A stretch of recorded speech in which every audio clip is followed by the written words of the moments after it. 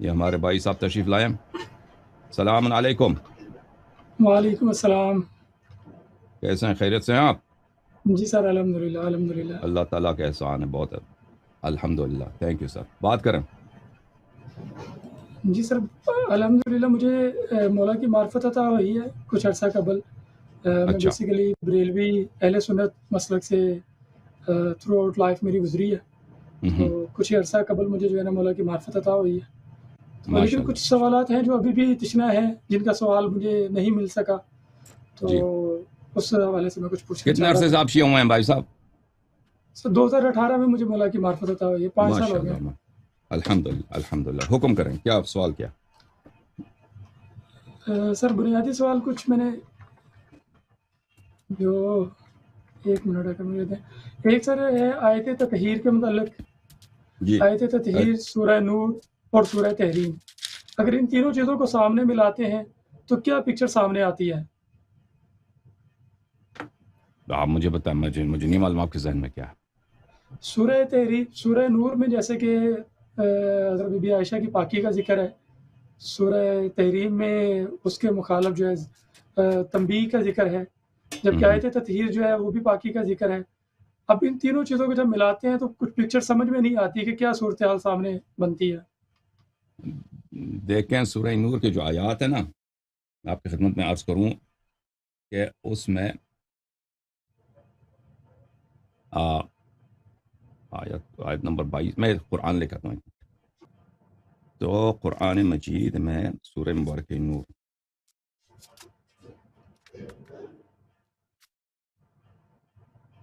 ان الذين جاءوا بالافك عصبة منكم لا تحسبوه شرا لكم بل هو خير لكم.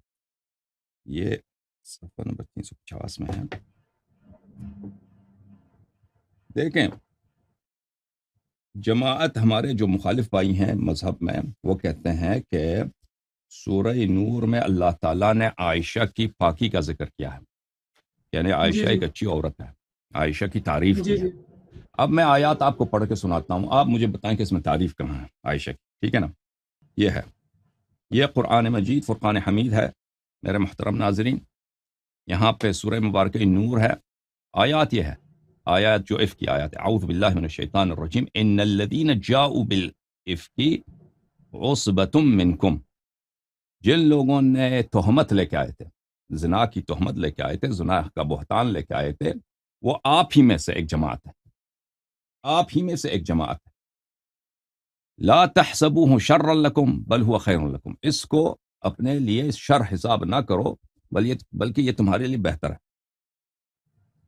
لکل امرئ منہم ما اکتسب من الاثم. جن لوگوں نے یہ بہتان کی ہے اس میں ہر شخص کے لیے اس کی گناہ ہے. ان کے ہر شخص کے لیے جو انہوں نے گناہ کسب کیا ہے، گناہ اکتساب کیا ہے، اللہ کے نزدیک ان کا گناہ لکھا گیا ہے، وہ ڈراپ نہیں ہوا. والذی تولی کبرہ منہم لہ عذاب عظیم. اور جس شخص نے اس کا بڑا حصہ اپنا عہدے لیا تھا اس بہتان کا، اس کے لیے عذاب عظیم ہے.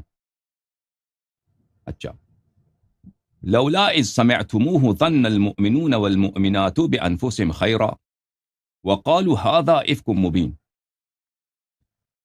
جب یہ آپ نے یہ سنا تھا یہ بہتان کہ فلانی نے مثلا غلط کام کیا ہے، زنا کیا ہے، نستجیر باللہ، تو کیوں؟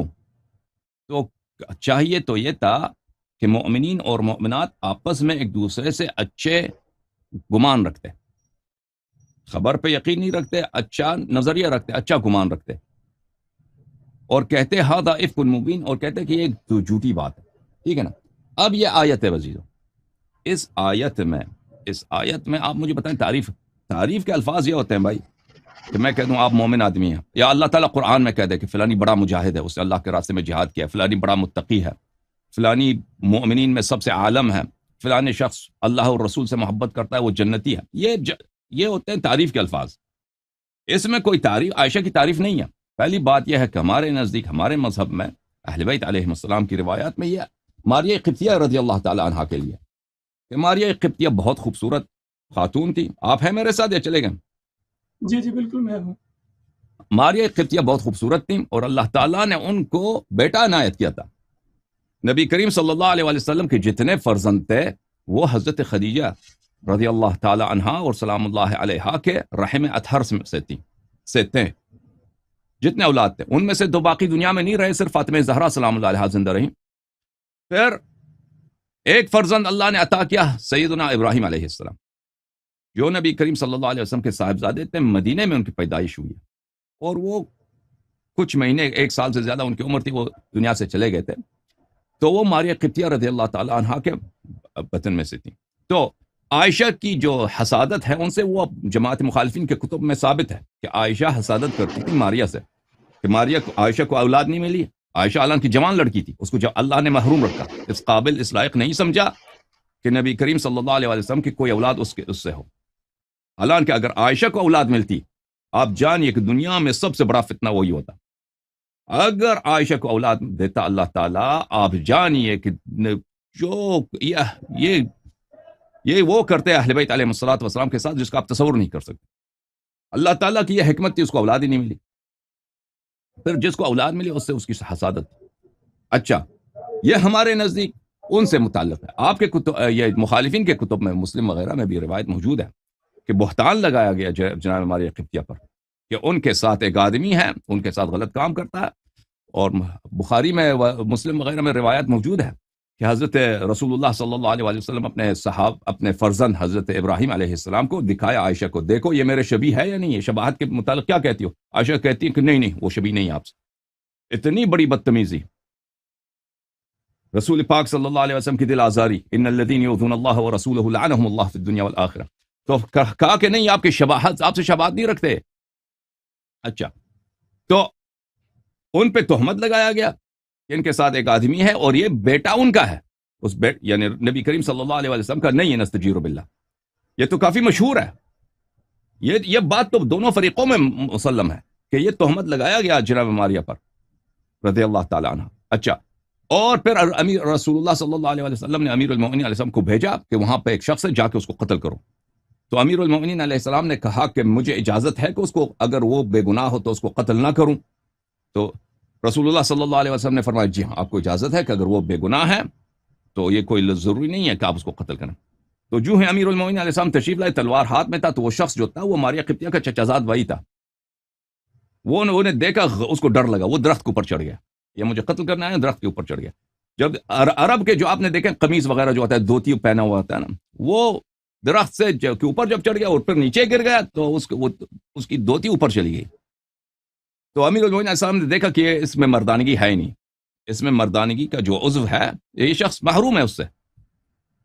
تو امیر المؤمنین علیہ السلام نے اللہ کا شکر ادا کیا کہ اللہ تعالیٰ نے اس طرح نبی کریم صلی اللہ علیہ وسلم کی عزت کو، ان کی غیرت کو آنچ نہیں آنے دیا، اور آ کے انہوں نے خبر دی. تو یہ آیت ہمارے نزدیک ان سے متعلق. اب اس کو چھوڑتے ہیں، ہم کہتے ہیں کہ مان بھی لینا کہ عائشہ کے متعلق ہے. اس میں صحابہ کی مذمت ہے کہ صحابہ نے عائشہ پر کس چیز کا تہمت لگایا ہے. عائشہ کے اپنے قول کے مطابق غزوہ بنی مصطلق میں عائشہ پہ تہمت لگی ہے کہ اس نے نستجیر باللہ زنا کیا ہے. اور اللہ تعالیٰ نے کہا کہ نہیں، جن لوگوں نے تہمت لگائی ہے وہ بڑے گناہ کار ہیں، وہ مسلمانوں صحابہ ہی میں سے، ان کو یہ کام نہیں کرنا چاہیے تھا، ان کا گناہ اللہ تعالیٰ کے پاس ہے. اچھا، تو اس میں زیادہ سے زیادہ عائشہ کے متعلق آپ اگر مان بھی لیں کہ آیات عائشہ کے متعلق ہے، زیادہ سے زیادہ آپ جو نتیجہ اخذ کر سکتے ہیں کہ عائشہ نے برا فعل انجام نہیں دیا. اس پہ ایک تہمت لگا، وہ اس برے فعل سے یعنی جو جنسی برا فعل ہوتا ہے، زنا ہوتا ہے، اس سے وہ بری الذمہ ہے، اس سے وہ بریاں ہیں. یہ ان پہ تہمت لگی. اب باقی اس میں کوئی تعریف نہیں ہے، ٹھیک ہے نا. جی بسم اللہ. آیت تطہیر میں ذکر ہے کہ نجاست سے پاک ہے ہر طرح سے. نہیں، وہ اور آیت ہے. اب آیت تطہیر اور ہے اس آیت کے متعلق. پس لذا یہ دنیا کو جماعت مخالفین نے اس ادعا سے بھر دیا ہے، بالخصوص عرب دنیا میں، کہ دیکھو عائشہ کو اللہ تعالیٰ نے 7ویں آسمان سے اس کی اللہ نے تعریف کیا. بھائی یہ کوئی تعریف نہیں ہوتی. آپ خود سوچیں، آپ کسی بھی عورت سے کہتے ہیں کہ فلانا عورت نے زنا نہیں کیا، یہ اس کی تعریف نہیں ہوتی. کسی بھی قاموس میں، کسی بھی سویلائزیشن میں، کسی بھی تہذیب میں، کسی بھی مائنڈ سیٹ میں کسی عورت کی یہ تعریف نہیں ہوتی کہ اگر آپ کہ فلانی زانیہ نہیں. ٹھیک ہے اس کے دامن آپ نے پاک کر دی زنا سے، لیکن یہ مدح نہیں ہے، بلکہ یہ بہت ساری جگہوں پہ یہ تو توہین ہے، اب بہت توہین ہے. مثلا کہہ دیں کہ فلانی وہ اس کے مار ڈالیں گے آپ کو اگر آپ کسی کی ماں کے متعلق، بہن کے متعلق کہنا آپ یہ بہت اچھی عورت ہے، یہ تو زنا کرتی ہی نہیں ہے. وہ لوگ نہیں کہیں گے کہ آپ نے ہماری بہن کی تعریف کیا، آپ نے ہماری ماں کی تعریف کیا، وہ لوگوں کو غصہ آئے گا. تو یہ آیت جو ہے یہ تعریف کی نہیں ہے. اب آتے ہیں آیت تطہیر کی طرف. آیت تطہیر کا شان نزول کون ہے؟ اہل بیت اطہار علیہم السلام. آیت تطہیر کا شان نزول کون ہے؟ خمسہ طیبہ ہیں. اس کی روایت خود مسلم میں موجود ہے، خود عائشہ سے مروی ہے، بقیہ صحابہ سے وہ مروی ہے. تسلیم ہے، وہ تسلیم ہے جو ہاں اس میں موضوع جو ہے، لیکن اس سے ریلیٹڈ سرکار دو عالم صلی اللہ علیہ وآلہ وسلم تمام نجاست سے پاک ہیں، مولا معصومین علیہ السلام وہ تمام نجاست سے پاک ہیں. ہاں ان سے ریلیٹڈ جو آپ کے رشتے ہیں، ازواج ہیں، تو کیا نہیں یہ اگر کسی بھی دیکھیں طرح نبی سے کریم صلی اللہ علیہ وآلہ وسلم اگر خود پاک ہیں تو اس کا مطلب یہ نہیں ہے کہ ان کے سب یہ عجیب سا ادعا ہے کہ ان کے جتنے رشتہ دار ہیں وہ بھی اچھے لوگ ہیں. بھائی نبی کریم صلی اللہ علیہ وسلم کے چچا تھے، چچا باپ کی جگہ ہوتا ہے، ابو لہب، تبت یدا ابی لہب وتب، ٹھیک ہے نا. نبی کریم صلی اللہ علیہ وسلم کی زوجہ تھی فتیلہ یا قتیلہ، دونوں فا سے بھی قاف سے بھی مذکور ہے. وہ طبقات ابن سعد میں ازواج نبی صلی اللہ علیہ وسلم کے متعلق ہے کہ اس کو طلاق دی نبی کریم صلی اللہ علیہ وسلم نے، اور وہ چلی گئی کس سے؟ اس نے مسیلمہ کذاب سے شادی کی، اس نے، ٹھیک ہے نا، مرتد ہو گئی اور اس سے شادی کر لی اس نے. تو یہ آیہ تطہیر جو ہے انما یرید اللہ، اس میں کیا ہے؟ اس میں حصر ہے کہ اللہ تعالیٰ صرف انہی کے ساتھ، یہ آیت کسی اور کے متعلق نہیں ہے، ان ہستیوں سے ہر طرح کی نجاست کو دور کرتا ہے کہ ان میں نہ رجس، گناہ کی رجس نہ ہو، خطا کی رجس نہ ہو، جہل کی نہ ہو، غفلت کی نہ ہو، اللہ سے دوری کا جس طرح کی پلیدی ہے. اب ان کے پڑوسی بھی اس سے پاک ہو گئے. نبی کریم صلی اللہ علیہ وسلم کے جتنے پڑوسی تھے، نبی کریم صلی اللہ علیہ وسلم کے جتنے ساتھ رہنے والے لوگ تھے، جتنے رشتہ دار تھے، اس آیت کا یہ مطلب نہیں ہے میرے بھائی کہ ان کے ازواج کے متعلق اسی سورہ احزاب میں آپ کو آیت دکھاؤں کہ اللہ تعالیٰ نے ازواج نبی کریم صلی اللہ علیہ وآلہ وسلم سے ہر طرح کا جو ہے اتمام حجت کر دیا ہے قرآن مجید میں. اچھا ملاحظہ فرمائیں، اعوذ باللہ من الشیطان الرجیم. ازواج کے متعلق یہ ہے، یا نساء النبی صلی اللہ علیہ وآلہ من یأتی منکن بفاحشۃ مبینۃ یضاعف لها العذاب ضعفین. اے نبی کریم صلی اللہ علیہ وسلم کی نساء، یعنی آپ کے ازواج، آپ میں سے جو بھی شخص، آپ میں سے جو بھی کھلم کھلا برا کام انجام دے تو اس کی عذاب دگنی ہوگی. وَكَانَ ذَلِكَ عَلَى اللَّهِ يَسِيرًا، اور آپ کو دگنا عذاب دینا یہ اللہ کے لیے کوئی مشکل نہیں ہے. وَمَن يَقْنُتْ مِنكُنَّ لِلَّهِ وَرَسُولِهِ صلی اللہ علیہ وآلہ وسلم وَتَعْمَلْ صَالِحًا نُؤْتِهَا أَجْرَهَا مَرَّتَيْنِ وَأَعْتَدْنَا لَهَا رِزْقًا كَرِيمًا. اور جو قنوت ہوتا ہے طاعت کو بولتے ہیں، جو طاعت کرے آپ میں سے، تو نبی کریم صلی اللہ علیہ وسلم کے ازواج کے متعلق کیا ہے کہ ان کے متعلق اتمام حجت ہے. اگر عمل صحیح ہے تو عذاب دگنا، اگر عمل غلط ہے تو عذاب ڈبل، اور اگر عمل صحیح ہے تو کیا ہوگا؟ بھلے نؤتها اجرها مرتين، اس کو 2 مرتبہ اجر ملے گا. واعتدنا لها رزقا كريما، اور اس کے لیے رزق کریم، جنت میں بہت زبردست مقامات ان کے لیے اللہ نے تیار کیے ہیں. یا نساء النبی صلی اللہ علیہ وآلہ لستن كأحد من النساء ان اتقیتن. نبی کریم صلی اللہ علیہ وسلم کے ازواج کے متعلق حکم ہے کہ آپ کی دوسرے عورتوں کی طرح نہیں ہے، کیونکہ آپ کا رشتہ ہے نبی صلی اللہ علیہ وآلہ وسلم سے. آپ ان کی عزت، ان کی غیرت، آپ ان کی بیویاں ہیں، آپ سے لاحق ہوتی ہیں.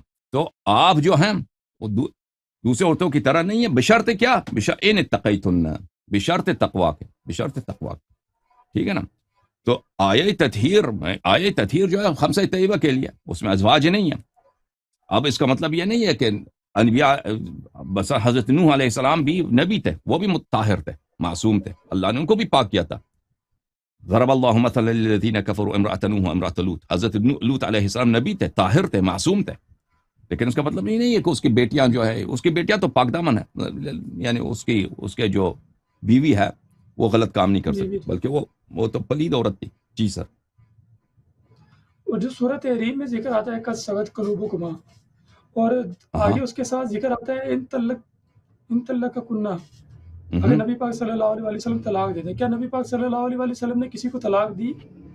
دیکھیں اگر آیا یہ ہمیں سورہ تحریم ان طلقکن عصى ربه ان طلقکن ان یبدلہ ازواجا خیرا منکن، اللہ تعالیٰ کے لیے عصا جو اللہ قرآن میں آتا ہے عصا امید ہے، اس کا مطلب ہے یہ اللہ پہ واجب ہے، اللہ ایسا کرے گا، اللہ کا وعدہ ہے۔ اگر نبی صلی اللہ علیہ وسلم آپ کو طلاق دے دیں تو آپ سے بہتر عورتیں بہت ہیں، اللہ آپ کو دے دے گا۔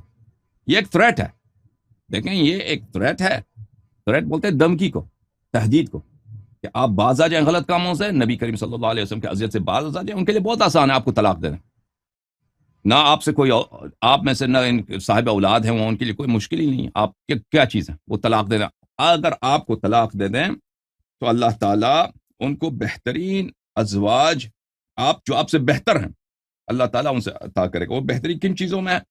عسى ربہ ان طلقکن، اللہ تعالیٰ یہی کرے گا، اللہ تعالیٰ کا وعدہ ہے۔ عسا اللہ کی جانب سے جو عسا ہوتا ہے، عسا موجبہ ہوتا ہے، یعنی اللہ ایسا وعدہ، اللہ کا وعدہ ایسا ہی کرے گا کہ اگر وہ آپ کو طلاق دے دیں تو اللہ تعالیٰ وہ آپ سے بہتر ازواج، مسلمات مؤمنات جو مسلمان ہوں، مومن ہوں، قانتات ہوں، اہل طاعت ہوں، تائبات اہل توبہ ہوں، عابدات اہل عبادت، سائحات بلے اہل طاعت ہوں، طیبات ہوں، افکار طیب بھی ہوں، بکر بھی ہوں، اللہ تعالیٰ بہت ہیں، آپ سے بہتر عطا کرے گا، ٹھیک ہے نا۔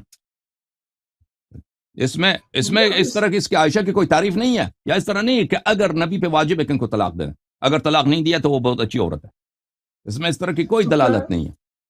کوئی روایت تو نہیں ملتی طلاق کی؟ طلاق کی روایت ہے نا، حفصہ کو طلاق دیا تھا، اور یہ مسلم میں روایت ہے نا کہ نبی کریم صلی اللہ علیہ وآلہ وسلم صحابہ کہتے تھے کہ انہوں نے طلاق دیا، صحابہ کہتے تھے کہ انہوں نے، حفصہ کی طلاق تو ہے نا، حفصہ کی طلاق، عائشہ کے متعلق یہ تسلیم نہیں کرتے کہ عائشہ کو طلاق ہوئی تھی، لیکن اگر کسی کو طلاق دی تو کیا اس کے بدلے میں کوئی دوسری بیوی سے نکاح ہوا؟ کیونکہ آیت میں ہے کہ اگر طلاق دی تو اس کے بدلے میں کوئی نکاح ہوگا۔ دیکھیں اور نبی کریم صلی اللہ علیہ وسلم کا ازواج تو بہت تھی نا، اب ان کو اگر طلاق نہیں دی ان کو، وہ واجب نہیں تھا نبی کریم صلی اللہ علیہ وسلم پہ طلاق دینا، اور طلاق جو ہے اللہ کے نزدیک مبغوض ہوتا ہے، آپ کو پتہ ہے حلال میں سب سے زیادہ جو مبغوض ہے اللہ کے نزدیک، ابغض ما احل اللہ، حلال میں سب سے مبغوض اللہ کے نزدیک طلاق ہوتا ہے، اور نبی کریم صلی اللہ علیہ وسلم اس چیز کو سنت بنا دیتے، یہ تو ان کے لیے مناسب نہیں تھی کہ وہ سنت بنا دیتا۔ اب نبی کریم صلی اللہ علیہ وسلم کے ازواج بہت سارے ہیں، ان میں سے اگر حفصہ کو طلاق دے کے حفصہ کو اس سے دوبارہ رجوع کیا انہوں نے، کیونکہ ان لوگوں نے بہت منتیں کی ہیں، تو اگر کوئی اور بھی اسی کے جواب میں ماریا کو اللہ نے دیا ہو یا کسی کو دیا ہو، اس کے پاس ہمارے روایت ہمارے پاس نہیں ہے، لیکن یہ آپ جو کہہ رہے ہیں نا، یہ اصل میں یہ نبی کریم صلی اللہ علیہ وسلم پہ واجب نہیں تھا کہ اگر یہ برے ہیں آپ پہ واجب ہے کہ ان کو طلاق دینا، اس طرح کی کوئی روایت نہیں ہے۔ جماعت عمریہ کیا کہتے ہیں دیکھو نبی صلی اللہ علیہ وسلم نے ان کو طلاق نہیں دیا تو اس سے مطلب یہ اچھے لوگ ہیں، تو کہاں اس آیت میں لکھی ہیں کہ نبی صلی اللہ علیہ وسلم پہ واجب ہے یا کسی مسلمان پہ واجب ہے کہ اگر اس کی عورت اچھی نہ ہو تو اس کو طلاق دیں؟ حضرت نوح علیہ السلام کی عورت جو ہے بہت ہی بری عورت تھی، کافر بری عورت، ہر طرح سے وہ اپنے شوہر کے وہ اذیت کرتی تھی، مخالفین کا ساتھ دیتی تھی۔ حضرت لوط علیہ السلام اسی طرح، ان کو طلاق نہیں دیا آخر تک۔ تو یہ ان کو طلاق نہ دینا، یہ تو انبیاء علیہ السلام کا سیرہ ہے کہ مشکلات کے ساتھ، بڑے پڑوسی ہیں تو ان کے برداشت کرو، تحمل کرو، بڑے رشتہ دار ہیں بس تحمل کرو اور برداشت کرو، اور ان کو امر بالمعروف کر دو، ٹھیک ہے نا۔ اور مزید بولیں بھائی صاحب۔ ایک سوال اور میں یہ کہ خودکشی جو ہے وہ حرام ہے، خودکشی حرام ہے، اور مولا معصومین علیہ السلام کے متعلق ہم یہ جانتے ہیں کہ آپ کا علم وسیع ہے، اور آپ کو اللہ نے وسیع علم دیا ہے، آپ علم غیب بھی رکھتے ہیں، اور یہ بھی کہا جاتا ہے کہ مولا معصومین علیہ السلام کو یا قتل کیا گیا تلوار کے ذریعے سے یا زہر دیا گیا، تو جو زہر دیا گیا تو زہر بوقت زہر کیا مولا معصومین علیہ السلام کو علم نہیں تھا؟ تو بنعوذ باللہ میں گستاخی مطلب قطعی مقصد نہیں، تو یہ جو کنفیوژن آتی ہے اس سے کیا مراد ہے؟ کیا مولا معصومین علیہ السلام اس وقت کس کیفیت میں، یہ کیا روایت اس میں ملتی ہے بالخصوص مولا حسن پاک علیہ السلام سے، جبکہ جو جوتا بنت اشس جو ہے نہ تو وہ حاکم ہے نہ ہی وہ اس کے بعد کوئی اثر و رسوخ ہے۔ جی ہاں، دیکھیں عزیزو، یہ کتاب ہے، آواز آ رہی میری آپ کو؟ جی سر۔ یہ کتاب ہے الاصول من الکافی، چاپ دار الفکر، جزء اول، یہاں پہ صفحہ نمبر 258 ہے یہ وَأَنَّ الْأَئِمَّةَ عَلَيْهِمُ السَّلَامُ يَعْلَمُونَ مَتَى يَمُوتُونَ وَأَنَّهُمْ لَا يَمُوتُونَ إِلَّا بِاخْتِيَارٍ مِّنْهُمْ ائمہ علیہ السلام کو پتہ ہوتا ہے کہ کب ان کی موت ہوتی ہے اور وہ نہیں مرتے مگر ان کے اپنے اختیار سے. یہاں پر آپ کی خدمت میں عرض کرتے ہیں کہ حدیث نمبر 4 میں ملاحظہ فرمائیے. حدیث نمبر 4 میں راوی کہتا ہے کہ میں نے امام رضا علیہ السلام کی خدمت میں عرض کیا ان امیر المؤمنین علیہ السلام قد عرف قاتلہ واللیلۃ التي يقتل فيها والموضع الذي يقتل فيه. بلی امیر المؤمنین علیہ السلام اپنے قاتل کو جانتے تھے، پہچانتے تھے اور جانتے تھے کہ کس رات کو وہ قتل کیے جائیں گے اور کہاں کس مقام پر قتل کیے جاتے تھے. وقوله لما سمع سیاح الاوزی اوزی فی الدار سوائح تتبعها نوائح. اور ان کا یہ فرمان جب انہوں نے بطخوں کو، مرغابیوں کو اپنے گھر میں دیکھا کہ وہ فجر کے وقت ان کو مسجد جانے سے منع کر رہے ہیں مرغابیاں، تو انہوں نے کہا سوائح، یہ شور کر رہے ہیں، تتبعها نوائح، ان کے شور کے بعد نوحے ہوں گے، یہاں پر گریہ ازاری ہوگا. تو ان کو بخوبی معلوم تھا کہ وہ موت کی طرف جا رہے ہیں. وقول ام کلثوم، اور حضرت زینب سلام اللہ علیہا نے ان کو کہا، ام کلثوم جو ہے حضرت زینب سلام اللہ علیہا کا بھی کنیہ ہے. لو صلیت الدار داخل الدار، لو صلیت اللیلۃ داخل الدار، کاش آج آپ ہمارے گھر میں ہی نماز پڑھیں. وامرت غیرک یصلی بالناس، اور کسی اور کو کہہ دیں کہ وہ نماز جماعت کرا دے آج. فابى علیہا، تو امیر المؤمنین علیہ السلام نے ان کی بات نہیں مانی. وکثر دخوله وخروجه تلك الليلة بلا سلاح، اور اس رات وہ بغیر کسی اسلحے کے باہر جاتے تھے، اندر آتے تھے امیر المؤمنین علیہ السلام. كان هذا مما لم يجوز تعرضه وقد عرف ان ابن ملجم لعنه الله قاتله بالسيف. كان هذا مما لم يجوز تعرضه، تو ان کو خود پتہ ہے کہ ابن ملجم ان کو تلوار سے شہید کر دے گا. تو یہ کیسے یہ جائز ہے کہ انہوں نے ایسا کیا ہے؟ ٹھیک ہے نا، اپنے قاتل کا بھی پتہ ہے، سب کا پتہ ہے. تو فرمایا ذالک کان، یہ سب آپ نے جو کہا یہ صحیح ہے. آپ نے کہا ان کو اپنے قاتل کو بھی جانتے تھے، جس رات کو ان کو قتل ہونا ہے وہ بھی جانتے تھے، کہاں پہ قتل ہوں گے وہ بھی پتہ تھا. اور بطخیں مرغابیوں نے جو شور کیا تھا ان کے متعلق بھی آپ کی بات درست ہے. سب یہ باتیں آپ نے جو کہی ہیں پتہ ہے. ولکنہ خیر فی تلک اللیلہ، لیکن اللہ کی جانب سے ان کے لیے اسپیشل حکم تھا کہ وہ مخیر تھے، اختیار تھے، یا شہادت کو قبول کریں یا دنیا میں بقا کو قبول کریں. اللہ کی جانب سے، اللہ تعالیٰ کی جانب سے ان کو اختیار تھا کہ آپ کس کو چاہتے ہیں. اللہ کی لقاء کو چاہتے ہیں، رسول اللہ صلی اللہ علیہ وسلم کی لقاء کو چاہتے ہیں، حضرت زہرا سلام اللہ علیہا کی ملاقات کو چاہتے ہیں، انبیاء علیہ السلام کی ملاقات کو چاہتے ہیں، یا دنیا میں مزید رہنا چاہتے ہیں. ٹھیک ہے نا. بلی وَلَكِنَّهُ خُيِّرَ فِي تِلْكَ اللَّيْلَةِ تَمْضَى مَقَادِيرُ اللَّهِ عَزَّ وَجَلَّ، یا یہ آپ چاہتے ہیں کہ اللہ تعالیٰ کی جو مقدر ہے وہ نافذ ہو. تو انہوں نے شہادت کو بلی قبول کیا. ٹھیک ہے نا. تو ائمہ علیہ السلام کو پتہ ہوتا ہے، لیکن ان کو اختیار ہوتا ہے، اختیار ہوتا ہے کہ وہ موت کو قبول کریں یا شہادت کو قبول کریں. مزید بولیں.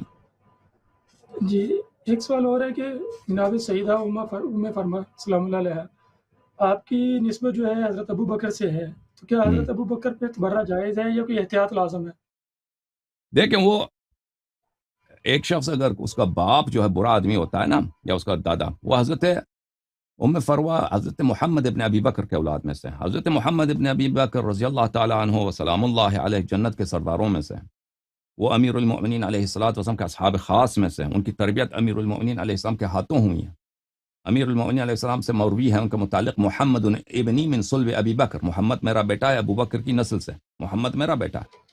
تو وہ ان کی نسل سے ہے. اور ہمارے پاس روایات میں موجود ہے کہ اگر کوئی مسلمان، کوئی مومن کافر کی صلب سے دنیا میں آتا ہے تو اس کو اس کی نجاست نہیں لگتی. اللہ تعالیٰ نے مومن کو اپنے نور سے خلق کیا ہے. ظاہری طور پہ وہ ہو سکتا ہے مومن، بھلے کسی کافر کا بیٹا ہو، جیسے بہت سارے صحابہ، ان کے سب، بلکہ تقریباً سبھی صحابہ، ان کے آبا جو تھے کہ کون تھے؟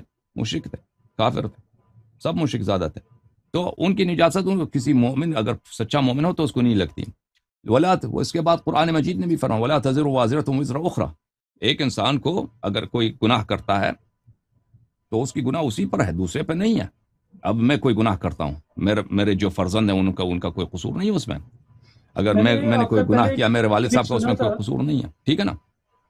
آپ کا ایک کلپ سنا تھا، اس میں آپ نے کہا تھا کہ جو ایک ریفرنس دیا تھا کہ روحوں کو پاک کیا جاتا ہے، ان کے والدین کی روحوں کو بھی پاک کیا جاتا ہے.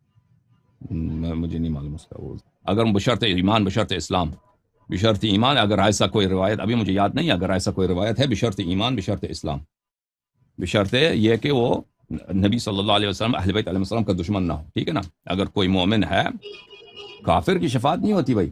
اگر کوئی مسلمان ہے مثلا مومن بہت اچھا نیک آدمی ہے، فرزند کی وجہ سے والد کی شفاعت ہو سکتی ہے، لیکن بشرط کہ وہ مومن ہو مسلمان ہو. لیکن اگر وہ ہے ہی کافر دشمن رسول صلی اللہ علیہ وسلم، اس کی شفاعت نہیں ہوتی. اوکے میرے بھائی، جزاک اللہ، جزاک اوکے تھینک یو، بہت اللہ، مہربانی آپ کا، خدا آپ کو جزائے خیر دے. Thank you sir. اللہ حافظ. اللہ